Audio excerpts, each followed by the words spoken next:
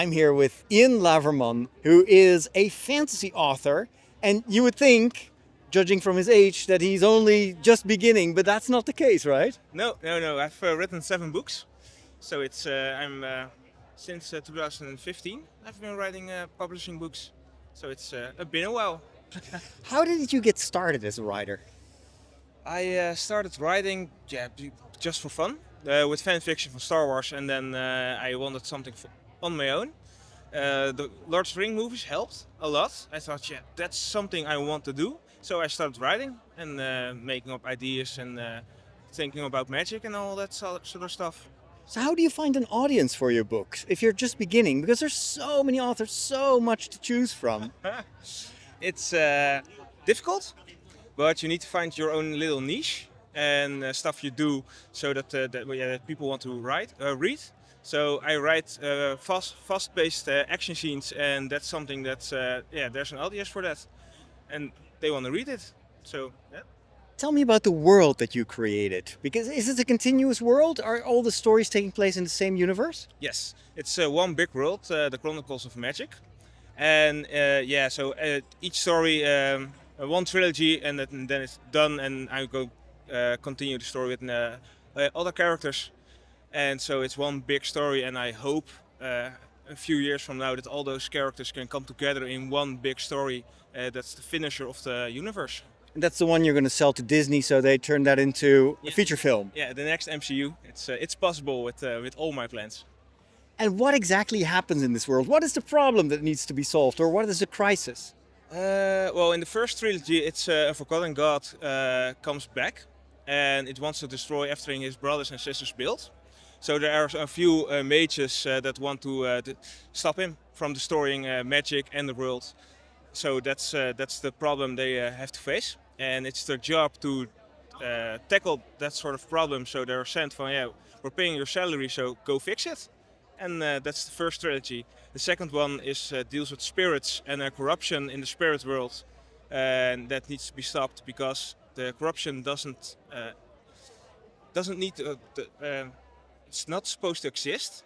So it's just a bit of mystery, where does it come from? And that's the first book, and the second and third book are escalations from the same problem, because the mystery is solved in book 1, but book 2 and 3 they need to they need to stop everything, or it escalates any further.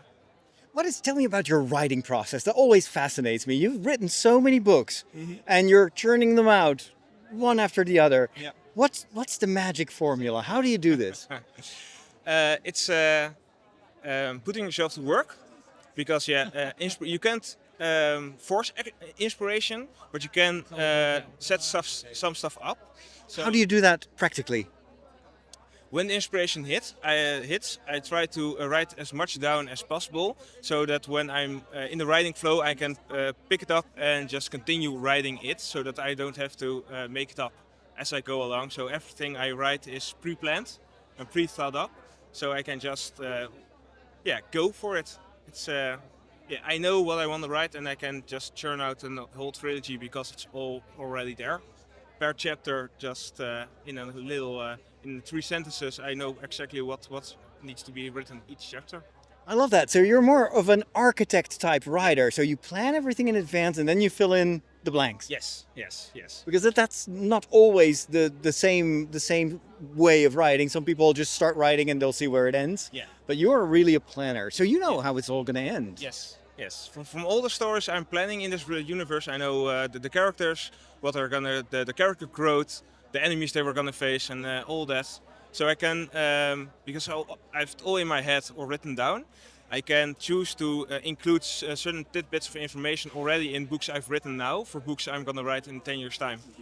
So that when people pick one up and they read a certain name of a certain place, and that's going to play a role later in a different story, it's already in the world. So your investment as a reader is also rewarded, because if you pay attention, it will come back. Yes. Yeah. So that's you need to reread my work to see everything I'm trying to do. Yes. Now let's talk about that Disney deal. So far, you've been writing for a Dutch-speaking audience, Yes. but you have bigger plans, right? Yes. I'm currently translating this book in English.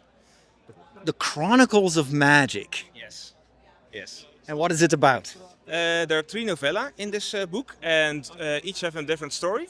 One is about people falling asleep and not waking up, and nightmares trying to come to the human world. The other one is about the night of the living objects, and the objects come to life and attack people, and they're very mad at something that has happened. And the last one is a story about two brothers, the love they have for each other, and the manipulations of their father. So it's that story takes place in the past and in the present, and you see in the past the relationship between the brothers grow and how much they love each other, and in the present the younger brother needs to hunt down his older brother because he's become a criminal and a murderer. And that's the three stories in this book. But this is not a small book. Look at the size of that. That must be so much work. How do you translate this? Yeah, hard work, and you need to know the English language. You need to have some sort of feeling with it. There are a lot of programs you can use, so DeepL, ChatGPT is one of them. It's not always recommended if you don't know the language well enough. I've used this ChatGPT Grammarly, and I'm working with an English speaker to help me translate it to proper English, not American. So it's so it's a good product at the end of the whole process. Do you ever get stuck as a writer? Yes. Yeah. I've been stuck the last since Corona. The last 4 years on about, and at the end of this year there's gonna be a new book finally. But it's been 4 years and it didn't work for me writing wise. It's just very much trying very hard but not succeeding. But now there's a new book coming. And what made you get unstuck? Yeah, it's a good question. Just inspiration. It just suddenly hit. There was a character one of the first characters I thought of for the mages, and I had such fun. Maybe I need to stop with the Chronicles Magic because I'm stuck in that world. But there was just one character I said, yeah, I want to write a story about him because he's always been there, and I didn't do anything with him. So I thought, yes, I'm going to write about him. So I picked his story up, and it worked. So I threw some loose ideas together, and it worked suddenly. I didn't expect it, but it worked. So yeah. Such a fascinating process. Like, you are a seasoned writer, you have so much experience, and yet you get stuck, and then something happens which is kind of out of your control, partially. Yeah. And it gets flowing again. Is that ever frustrating, or?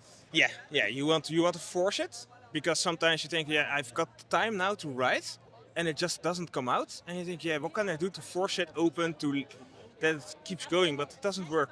Dus it needs to hit. That's the inspiration. It just comes from somewhere, and sometimes it doesn't come.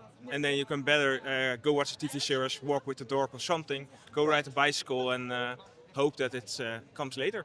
You can't force it, but you have to stay put. You have to keep trying. Yeah, you can't give up. But you need to continue trying, and eventually it will come. Who's been a teacher to you? Do you have an author that you admire, or someone that taught you the craft, or that you go to as a source of inspiration? Or? Yeah. Well, Kokkie van Dijk, she's behind us. She's one of the people who taught me very much about writing, but otherwise not really. There are a lot of authors I like stories about, but they're just not really what I want to write. So I think more the manga artists. They're those stories appeal to me more. And what appeals to you in those stories? What makes them different from, let's say, Tolkien or whatever? Fight scenes. Yeah, It's the action. It's the action. Yeah. It's Tolkien is great. The language is amazing, but the fight scenes and the creativity in the magic systems and all that sort of stuff, that's amazing. That's what I want to do. That's what I write about. Different types of magic, action pieces. That's what I want to do. So that's really where inspiration comes from. Certain artists I look up to. Oda from One Piece. Fairy Tail, Full Metal Alchemist. That sort of mangas. I love those too. What makes for a good fight scene? How do you do that? What ingredients are necessary to make it compelling? You need to see it as a dance. So you need to choreograph it, and usually as you're starting dance, it's you don't start with 1, 2, 3, 4 and then start. You do 2, 3, 4 start, and you do it in blocks. So you cut up the fight scene you're having, of the action you're having, and you try to tell a story between these blocks and escalate it. So fight scene is a story in itself. It has 3 parts, and you try to keep that the same way you tell a story, and then you try to translate that to a fight scene. So the first one is the how do you say it? Usually the first part of the story ends when the hero leaves his village. Yeah, in the fight scene you can do a similar something, and the second piece is more the big stuff, and then you have the conclusion. So you try to build a fight scene like that. Yeah. For everyone who's watching this and really is looking forward to the English translation of your first novel, how can they follow you? Where can they find you? Instagram at de Chroniek van Magie. So the Chroniek van Magie, as it's written on top of the book, or else Ian Laverman, my personal Instagram. We'll include some links in the comments. Thank you so much for this insight and all the best for the rest of your writing career. I'm looking forward to the next one. Thank you.